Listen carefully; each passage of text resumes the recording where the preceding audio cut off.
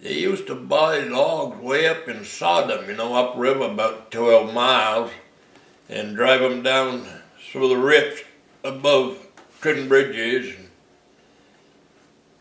They had a few jams there.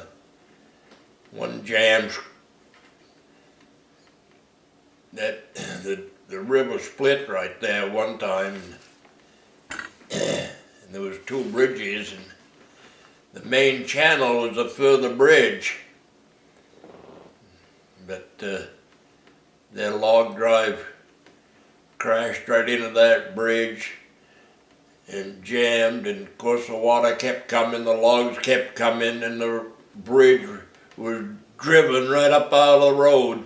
And 3 days later they got the jam untied and it got downriver. Well, they get to Bolsters Mills,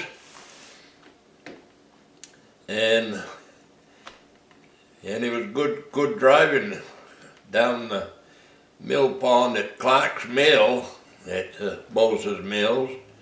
Fred Clark had a mill there on the dam. Of course, every dam on this river had to have a sluice to pass others, logs and pulpwood.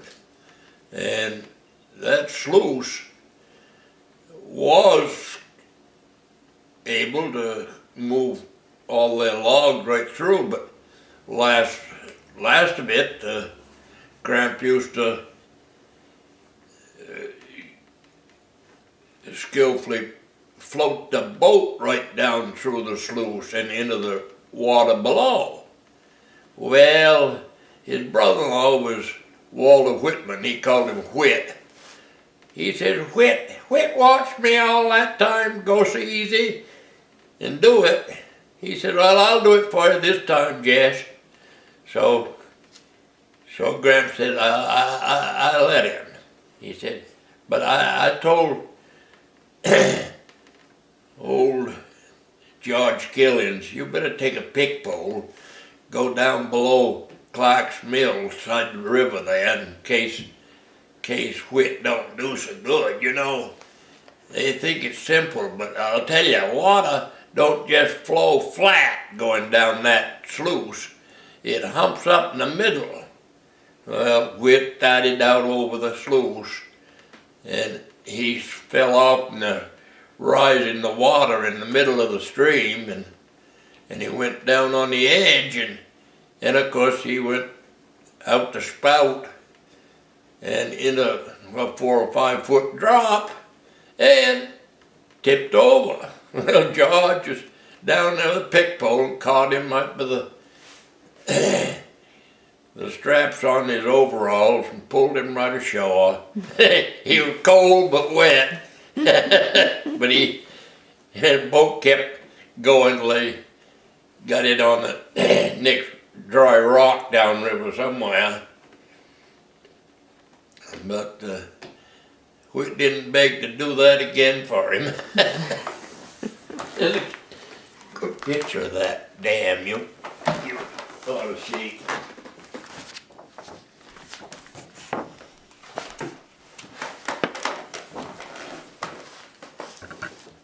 See the sluice?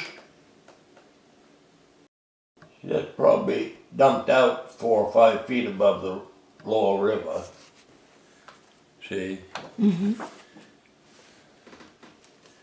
It's about 4 foot high, I guess. And so you have the trick is keeping your boat, so you want to keep the nose of the boat up. Well, you see that the flowage of water is heaved in the middle. Mm-hmm. So you got to be right on the crown of that water. Mm-hmm. Not let it slip over the edge. Okay. See? Uh-huh. And does it make any difference whether the front of the boat is a little higher than the back? Not much. It was a flat bottom boat mostly. Uh-huh. And the bow was flatter than the stern. It had some round to it so he could steer it easy with oars. Uh-huh. But of Because going over the sluice like that, you use a pick pole. You don't do nothing with the oars. Oh, you're pushing it along, yeah, actually. you guide it with a pole. Mm-hmm. Yeah. Mm-hmm.